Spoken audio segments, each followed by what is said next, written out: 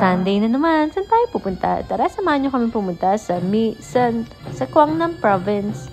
Nag-book kami ng tour worth 375,000 dong. Hindi pa kasama doon yung 150,000 dong entrance fee. Ito nga pala ay considered na UNESCO World Heritage Site. Make sure na magdala kayo ng insect repellent kapag pumunta kayo dito. 2 hours ang allotted sa amin para ikutin ang lugar na ito. But I got the one main purpose.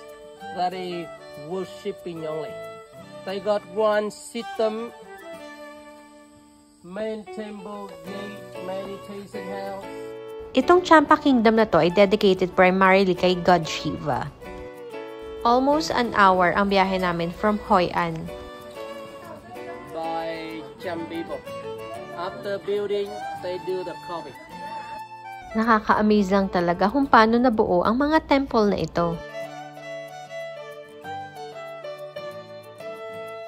May daily schedule ng Apsara Dance Show at 3:30 p.m.